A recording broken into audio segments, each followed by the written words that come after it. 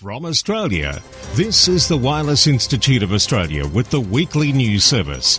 This broadcast is in text, audio and video and is accessed on wia.org.au. Yes, it's the national news for week commencing October 30 in the good year 2022. I'm Graham, VK4 Baker. In today's news, WIA President Scott, VK3KJ, joins us. WIA Secretary Peter, VK8ZZ, and calls for board nominations. So stay tuned. Well, it's only a week to go, and the Tassie Ham Radio Conference and Expo has shaped up as a huge weekend of inspiration, education and promotion of our wonderful hobby. More later, with a focus on the huge Expo lineup. Thanks, Justin and the Reese crew. Now, here's our President. Many thanks, Graham, and greetings to all that tuned into the WIA broadcast this week. This is WIA President and Director Scott Williams, VK3KJ. The WIA working group that is developing the WIA's response to the ACMA proposal on class licensing and high power have been busy at work considering all aspects to our pending submission. As part of this process, the WIA will be releasing an electronic survey to both members and non-members in the coming weeks to capture information and the broader views of the amateur radio community. If you are not a member of the WIA, look out for communiques that will appear on our website and social media platforms, where you'll be able to register your interest to receive the survey when it is released. WIA members will not need to register and will automatically receive the survey based on information held on the WIA database, MemNet. Once the survey is released, it is expected it will take 8 to 10 minutes to populate. Text fields will also be provided in some cases to capture additional comments around specific areas, but it's really important to stay on topic.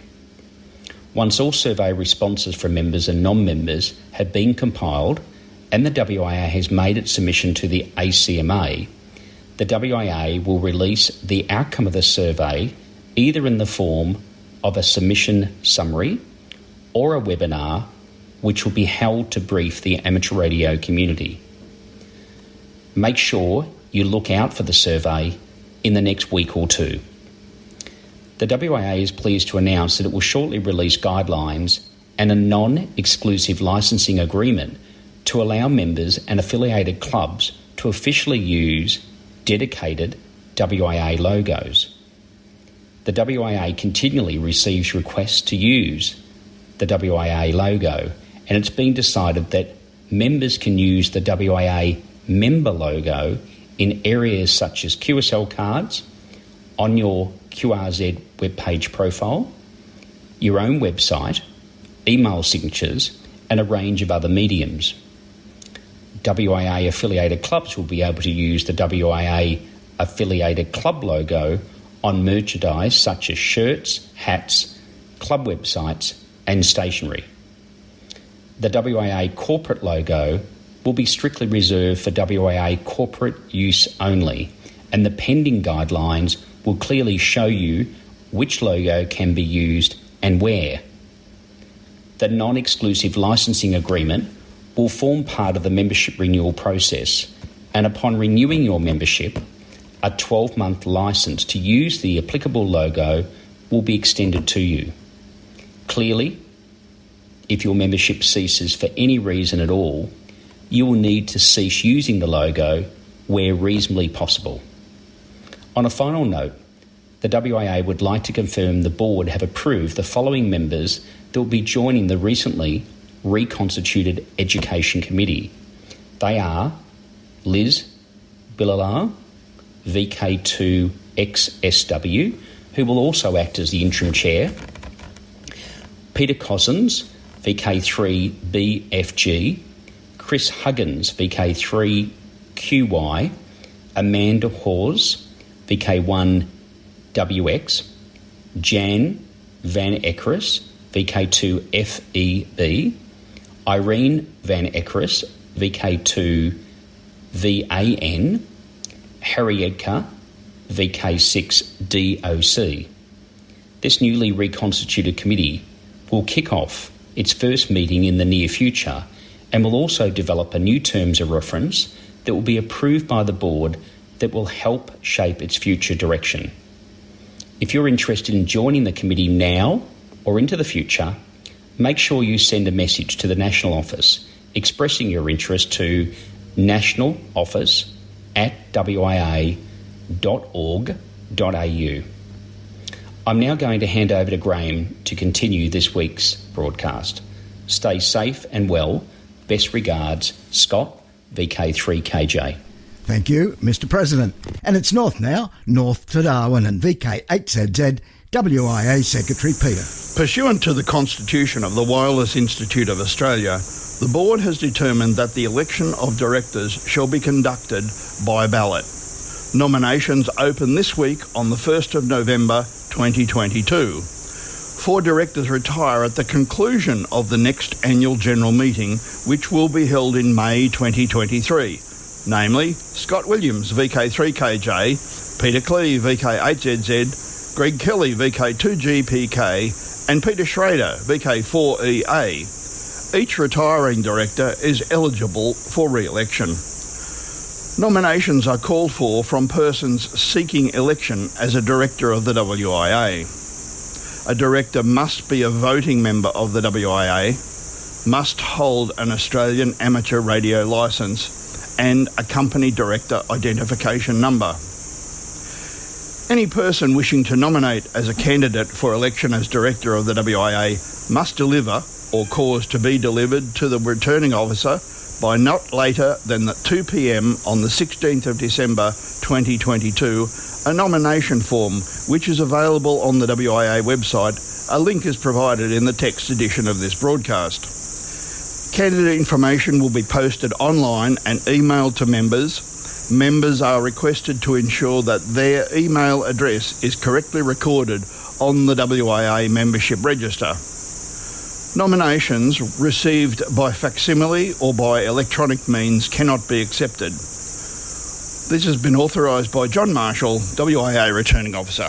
The Tassie Ham Radio Conference and Expo is happening next weekend, the 5th and 6th of November in Hobart, Tasmania. Our presenters on the Saturday are putting the finishing touches to their masterpieces as we speak, and so we thought we would focus on the Expo on the Sunday. As mentioned earlier, ICOM will be debuting the IC905 at the Expo on the 6th, and we have been lucky enough to see a sneak preview of this impressive little unit. Why not come along and see what all the hype is about? ICOM will also have a large range of their own products that you can see and talk to the engineer about. A huge thank you to ICOM. The other vendors at the Expo include All About DX, and there will be a huge hex beam above the Expo attendees' heads in the Studio Theatre. Alara, DX Systems, Hobart Hackerspace, ICOM of course, JCar, Little Devil Antennas, the Northern Tasmanian Amateur Radio Club, Reist, Rotarians of Amateur Radio, Spook Tech, Summits on the Air, Volunteer Examiner Australia, WIA, and Worldwide Flora and Fauna. There will also be at least 8 pre-love tables. In fact, we have over 30 tables booked. Our raffle prize pool is huge and can be seen on the link in the text edition of the broadcast, and the only way you can get a raffle ticket or 3 is to register to be in person at the conference and or expo. There are well over 150 people coming along from all over VK and ZL, and there is still 1 day left to book if you're thinking about coming along. We will be accepting walk-ins to the expo on the Sunday, and we'll have facilities to pay via card. It all happens at the University of Tasmania Sandy Bay campus, with plenty of free car parking and only a short 20-minute car trip from the airport. Registrations are preferred, and for more information and those registration links, please visit the email edition of the broadcast. We look forward to seeing you all in Hobart next week. 73 from the Tassie Ham Radio Conference and Expo Organising Committee.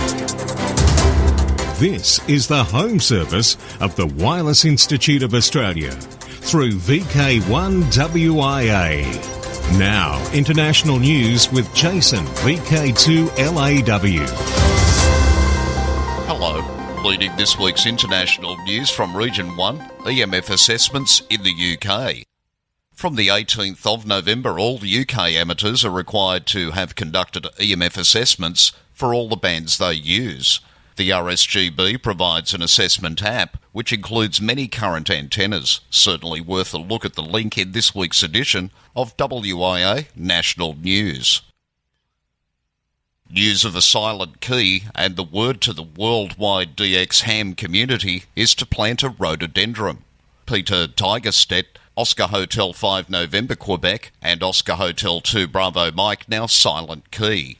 Amateur radio in Finland has lost one of its giants.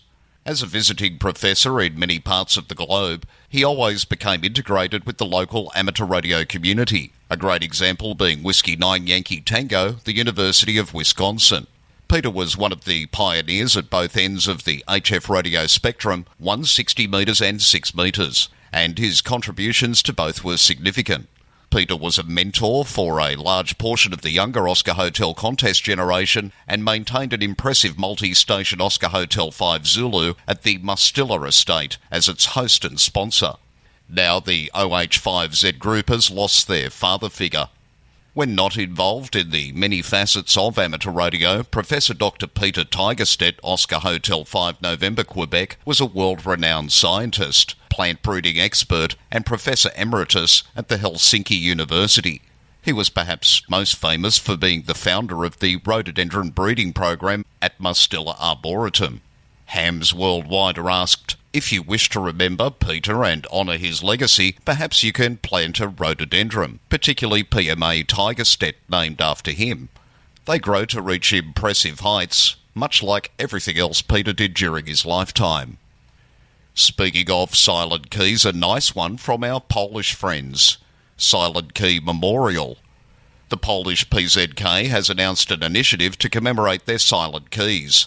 The Sierra Papa Zero Sierra Kilo Mike Memorial radio station will be active on the 80, 40, 22 metre bands with CW, SSB and FM emissions in the period from the 1st to the 6th of November 2022. Operators joining the action establish contacts with SP0SKM, during which they provide the call sign of the silent key operator, which they would like to commemorate. Amateur aircraft maker. Although this story contains reference to avionics, it's really all about a chap in the UK who made a flying machine in his Essex backyard, the ultimate home build. Ashok Alasaril Tamarakshan built the 4-seat South African-designed Sling TSI aircraft under the very watchful eye of the Light Aircraft Association, the UK representative body that oversees the construction and maintenance of home-built aircraft, under approval from the UK Civil Aviation Authority. Each stage of the project had to be signed off by an inspector before he could move on to the next task. The Light Aircraft Association completed around 12 inspections in total. The first flight, some 18 months after the backyard build commenced, was conducted by a test pilot who gave the $320,000 Australian aircraft the official tick of approval. The Sling kit was less than half the total cost, but engine, propeller and the avionics system soon added to it. In news from Region 2, Special Event Station commemorates Lake Superior tragedy. Even if you're not in the United States, you may have heard of the tragedy of the freighter that sank during a storm in 1975 in one of the Great Lakes. The vessel's story is being told again with the help of the Special Event Station as we hear from Cell MB KZ3TZD. The ship was the pride of the American side, coming back from some mill in Wisconsin. In the state of Michigan, the story of the tragedy cannot be told enough. On November 10th, 1975, an American freighter, the SS Edmund Fitzgerald, was sent to the bottom of Lake Superior. The crew of 29 lost their lives that day. That story will be shared once again between October 30th and November 13th by members of the Livonia Amateur Radio Club, K8UNS, as they operate as Special Event Station W8F. This is Cell MB, KB3TZD. Thanks, Cell. In news from Region 3, life for VK3QI.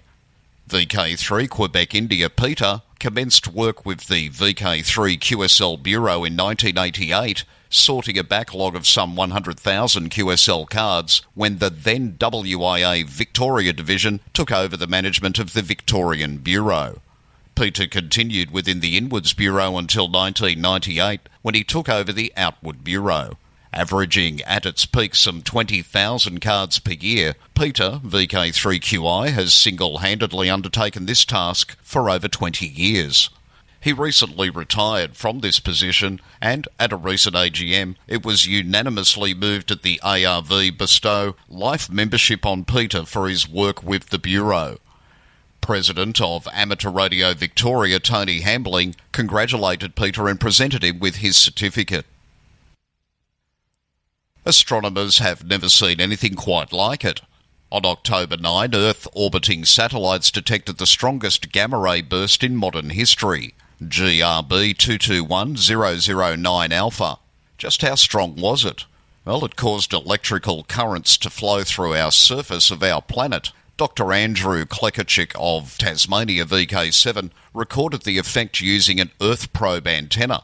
I'm a climate scientist at the Australian Antarctic Division. That's my day job, says the good doctor. VLF is my hobby. I started doing VLF radio measurements in the 1970s when I was in high school, and this is the first time I've detected a gamma-ray burst.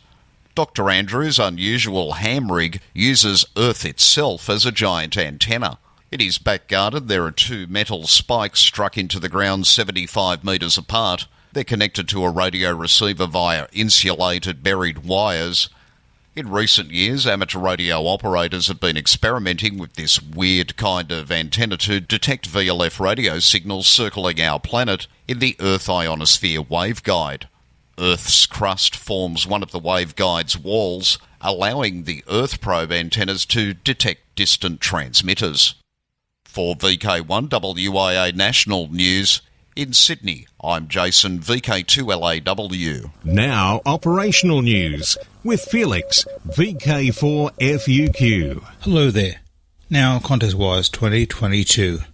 This weekend it's the SSB leg of the CQ Worldwide contest. Expect a lot of activity in the contest segments from top band through to 10 metres during this gruelling 48-hour shouting duel. The SSB leg is on now, October 29 and 30. The CW leg is on the weekend of November 26 and 27. Speaking of CW, also this weekend for our Morse fraternity is the Central Siberia DX Club's Ham Spirit Contest. The goal is to improve amateur operating skills by conducting two-way radio communications with as many amateur radio stations around the world and from as many ITU zones and square fields of the QTH locator as possible on the HF bands. October 29 at 0600 hours UTC, ending the 30th at 0559 hours UTC, on 160 metres, 80 metres, 40 metres, 20 metres, 15 metres and 10 metres. WIA VHF UHF Field Day, Spring, 0100 hours UTC, Saturday 26 through 0059 hours UTC, Sunday 27 November. DX Window. Listen for JARP, operating from Aruba with the call sign P40DA, from November 13 through to the 27th. QSL via the Dutch QSL Bureau to his home call sign, which is PA7DA. For direct QSL information, see his QRZ.com page. Listen for Oleg, who hopes to be on the air as ZS7ANF, from Wolfsfang runway in Antarctica, sailing on November the 1st. QSL details are on QRZ.com again. The one to work is ZS7ANF. VK9C and VK9CM, Cocos Keeling The Expedition News. VK9CM from Cocos Keeling Islands, OC003, between October 26th and November the 3rd, on 8 to the 10 metres, possibly 6 metres. They will also use the call sign VK9C during the CQ Worldwide DXSSB contest this weekend. QSL both call signs via EB7DX or LOTW.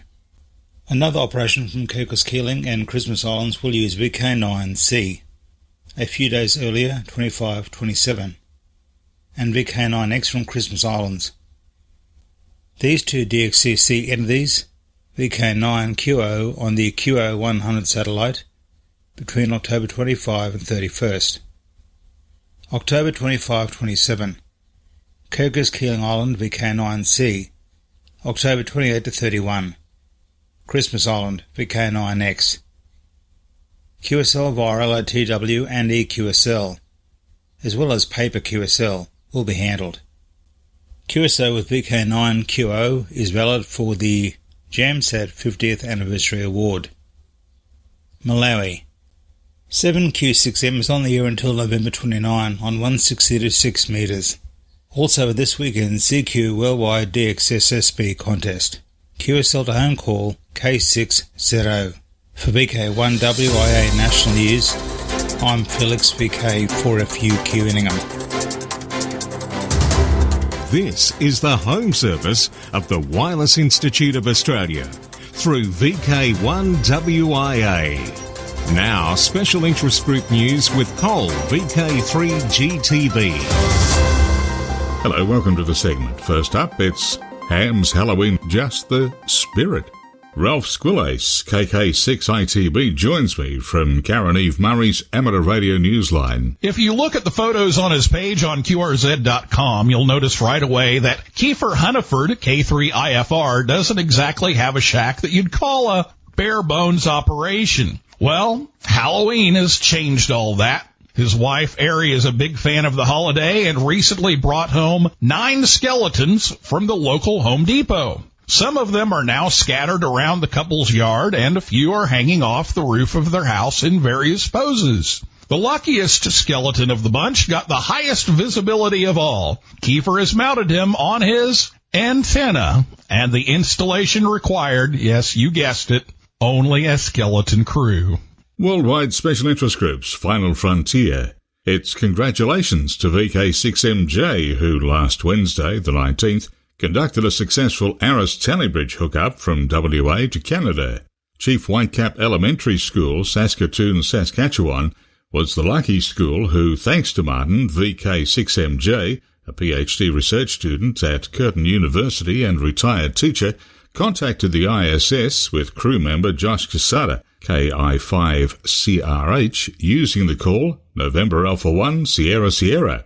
This coming Wednesday, the 26th, another opportunity for an Aussie station will present when they attempt to put the same ISS crew member in touch with Five Bridges Junior High School, Stillwater Lake in Nova Scotia, Canada. Richard Branson's small satellite service provider, Virgin Orbit Holdings Incorporated, will be doing its first launch from European soil within 5 to 6 weeks, its founder said last week. Virgin Orbit can launch satellites into space from anywhere in the world into orbit at a day's notice, Branson said during a press conference in Milan, Italy. We are doing the first launch from European soil into space from Cornwall, he added.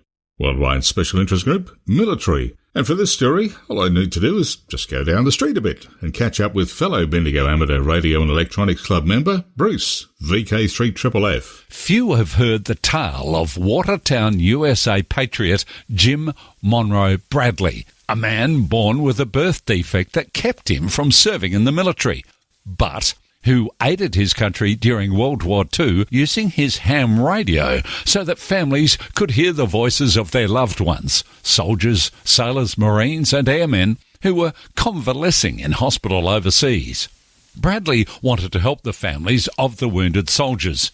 He put word out there to these families that he could transmit, receive anywhere there was fighting overseas, and if they wanted to, they could come to his house, recalled Edwards. He mainly heard from these families by letters. He would locate the wounded soldier first, then get the actual patient on the radio. But he had to go through others, and sometimes it took several days to reach the patient, mostly at hours late at night. He would stay up all hours of the night, patching people through. Thanks, Bruce, and as they say in the services, well done, that man. Worldwide Special Interest Groups, Rescue Radio, Government House Services Reception.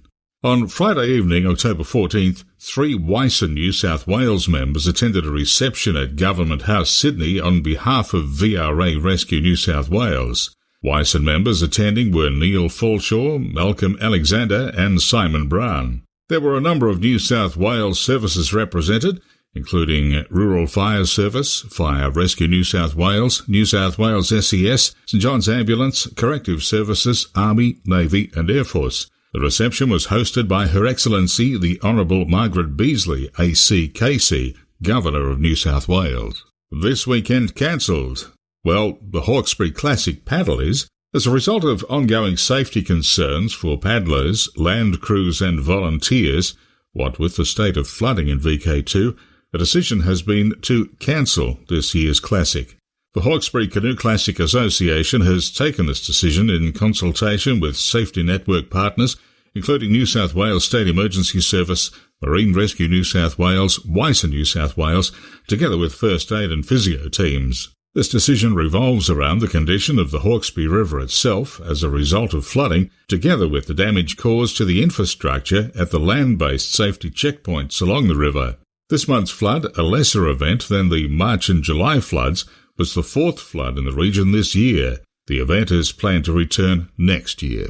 Amateur Radio Club members assist law enforcement. The Wayne Amateur Radio Club in the US manned a 30-foot-tall mobile observational infrastructure protection unit, or Skywatch Tower, at Ohio's Wayne County Fair. Staffed by specially trained amateur radio volunteers, the tower provided 24-hour surveillance, monitoring, and a record of activity on the fairgrounds, including medical emergencies, lost children, and other situations where help may have been needed. Captain Doug Hunter, KE8JNH of the Wayne County Sheriff's Office, was impressed with its performance. He said the tower gave volunteers a bird's-eye view of the midway that allows one person to see from the air what 4 or 5 people can see from the ground. The observation deck is equipped with state-of-the-art video equipment that provides situational awareness in places where there are large crowds in attendance. Worldwide Special Interest Groups, IOTA, School Amateur Radio Club Network, an Amateur Radio Victoria initiative under the expert guidance of Julie, VK3FOWL, and Joe, VK3YSP. With the details, here's Alec, VK2APC. For us young hams, school amateur radio clubs are a neat way to get in an extra shot of science, technology, engineering, and mathematics, also known as STEM. This helps us exercise our on-air conversational skills while turning up our inquiring minds. It will expand our horizons, build our confidence, harness creativity, and help develop new skills. Each week there are different activities to whet your appetite. SOC members learn to work together as a group and to help each other through some pretty exciting challenges. Visit the site we like, the SOCNet webpage, a part of the Amateur Radio Victoria site, and easily found on the SOCNet.org. This site is for school principals, teachers, parents, students, and amateur radio enthusiasts. It provides inspiration, ideas, articles, news, and activities all free to download, modify, and use as you wish. For VK1WIA National News, I'm Alec, VK2APC in Sydney. Now back over to you, Cole. Thanks, Alec. And I should also add Joe and Julie are also active participants in SOTA and Parks programs. And that's it for me for another week. Until next time, please stay safe, especially those in flood-affected areas. And remember, never drive through flood borders. For VK1WIA National News, I'm Cole, VK3GTV. Across Australia from VK1WIA, you are tuned to the WIA National News Service. In Adelaide and surrounding areas via the linked repeater systems, it can be heard on VK5 RAD on 147.000 MHz at 0900 hours on Sunday morning. I am Alan, VK5, Mike Alpha Kilo. And now, the November social scene. In VK7, November 5 and 6, the Tassie Ham Radio Conference and Expo. The same date, November 5, in Gladstone, it's the Tannum Sands Gathering. In VK4 also, the Gold Coast Hamfest. That's at the Country Paradise Parklands, November 13. And Rosebud Radio Fest, November 20, in VK3. Now, till next we meet, I'm Graham, VK4BB, with the usual reminder, walk softly. From Australia, this has been the Wireless Institute of Australia with the weekly news service. This broadcast is in text, audio and video and is accessed on wia.org.au. Courtesy of Bevan, VK5 BD's ATV and YouTube channel, this has been WIA National News. We're back now, live and local, and your voice, your callbacks. And don't forget, tick like.